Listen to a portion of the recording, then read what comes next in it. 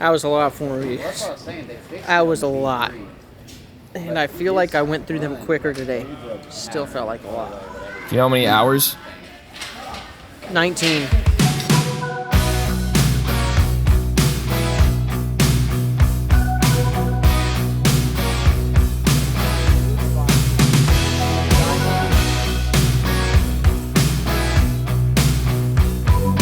So we are at the Northeast Disc Golf Expo. I'm going to form review for free as many people as I can, and we're gonna find out. Over under, what's the count? How many people?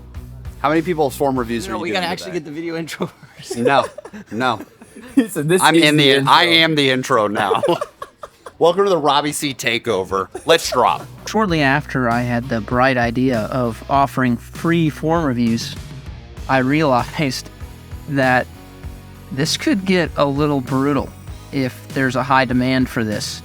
I thought, well, if I'm gonna go through all of these potential form reviews, I might as well get a little case study out of it. Good thing, because turns out that I did 100 form reviews on the backhand side within 2 days, spent a total of 19 hours reviewing form, just back to back, and as expected, there were trends that came out of that common mistakes. Here are our findings. All right, we are back from the expo. It's actually a couple weeks after right now. I've got my notes that I took from every person doing it. We had 104 people, and we had 4 forehands. So we're just gonna nix those 4, and we're gonna call it 100 form reviews on the backhand side. So first data component here is definitely not that many people care about getting form reviews on their forehand. Time to put everything into little categories.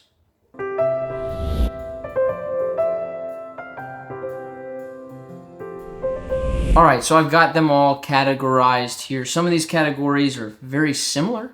I've got 15 different categories here, and some of them only have one person in there. Some of them were requested, but let's go through these categories from the least common form mistakes, and let's go up towards the most common.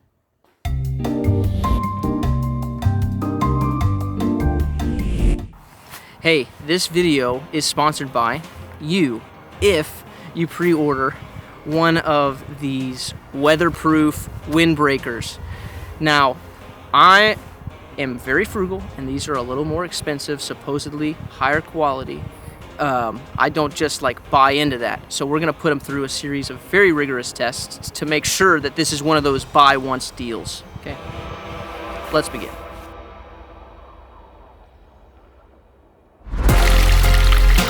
Three, 2, 1, go! You cheated!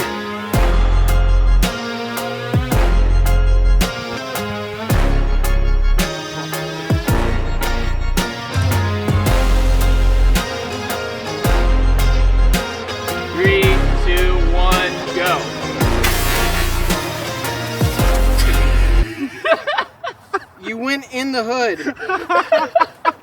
You went in the hood. That's the only issue. So we found out it's not waterproof if it comes in directly through the neck hole. Doesn't keep water out there. The rest of it's fine. Oh yeah.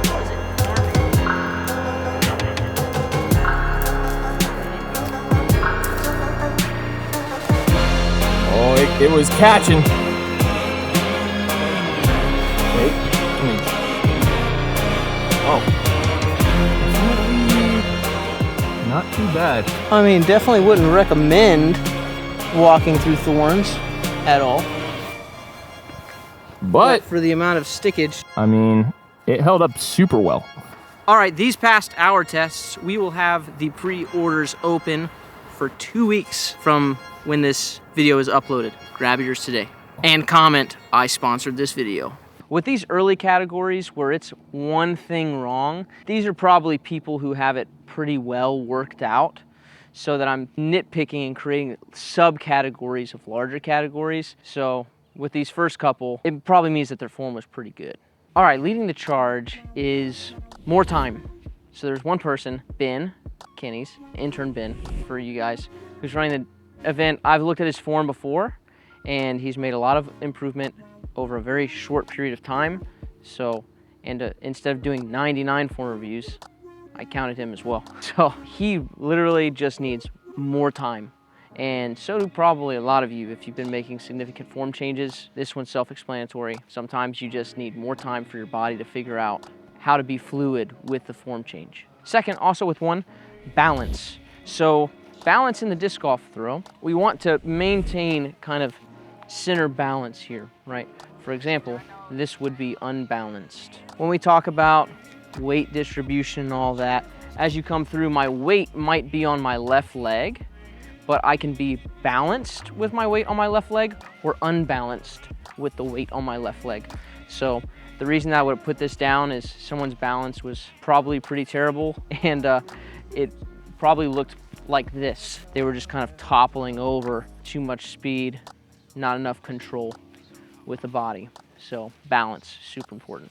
One person was over staggering. This is like the rest of their walk up and everything looked fine, but at the end, so they'd have a perfectly manicured walk up and then they'd go and step this way because they think that they're supposed to stagger, which you are, but it's not because you go like this. It's because when I start turning my back towards you guys, my hips also turn and now I've got some stagger.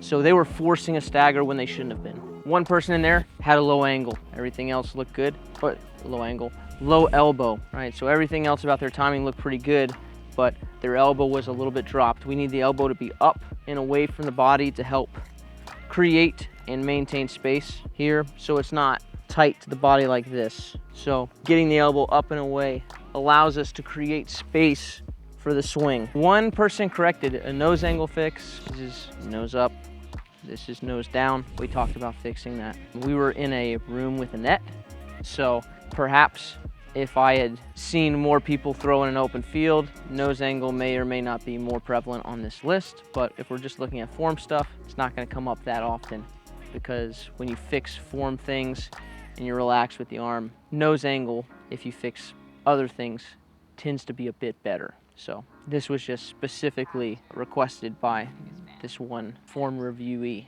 attendee. All right, the next two categories only had 2 people in them each. These are actually some of my most favorite ones because, well, you could be looking at your form with each of these and you can say it looks good, but I'm still not hitting my lines or I'm not throwing far. So the first one is walk up angle with 2 people. So they're walking up, their form looks good, but they always miss left, right? And they're just walking to left, or they're walking up to the right and they miss right. That was 2 people. So the angle of your walk up matters. Basically walk towards where you want to throw would be a very shortened version of the fix on that. Acceleration, so 2 people, their form looked good and they just needed to learn how and when to accelerate the disc. So the timing for that, what we don't want to do is go fast, fast. It needs to be kind of a speed ramp here. You need to have your fastest point be here, preferably. And this is just set up for this. All right, we've got 1, 2, 3, 4, 5. All right, we basically have, after that, 5 categories left. I've subdivided some of them, so there are actually 8. So I'm gonna talk about those in pairs. But these remaining ones are big problems that lots of people struggle with. So chances are you are not an exception to the rule here and that you fall into one of these larger categories. So if you're struggling with your form, I'd start looking at one of these, and we will have videos and drills in the future based off of these concepts. All right, first one is coil with 4 people, and then coil timing, which had 6 people. So this larger category of coiling makes up 10%, but there's a difference. So some people, they would get up here and they would have no coil and they would throw, no shoulder turn backwards, no hips turning backwards here. And so they simply needed to learn how to do that at all. Other people had it, but they did it at the wrong time. So they might have done it early, like during the X step, and then coiled early, and now they're facing this way instead of doing it during the last step. So for those of you who struggle with coiling, the timing for that specifically is I would recommend doing it after you pick up this right leg for right-handed backhanders. So once this X step gets down and now it's weighted, now you spin the whole last step, the entirety of the last step coiling. You don't want to do it before that, and you don't want to start coiling and then start uncoiling during the last stride either. Those are both big no-nos. Next category, just let them know. Okay, 6% of the people, I thought the most important thing for them was bracing. So bracing is just making sure that you get a full stop on this front foot. So perhaps they had a decent coil, but they were just blowing past this brace and maybe spinning out on the front foot or going over the front foot, not balanced. This foot needs to fully stop your momentum and resist your forward movement and your downward movement. It needs to resist both. So these people weren't doing that. They were just going straight past it. And what you'll see with pros is they'll actually stop all their body's momentum before this disc starts coming through. So it'll go stop, and then this throw starts happening. That's what these people were lacking. Brace, tilt. Alrighty, tilt. 7 people were in this category. You need to make sure that you're throwing from a tilted plane. So the most important thing for these 7 people was that issue. They had the rest of it looking pretty good, but they were too upright. So you really want to learn to throw from being bent over. Allows you to use ground forces and all that better, because now we can have our shoulder swinging up into the throw instead of when we're upright. It's either swinging across or in a lot of cases down for people because they start too high up here and now the arm wants to naturally drop, leading to a lot of anhyzers, and you're throwing basically into the ground instead of throwing up this way.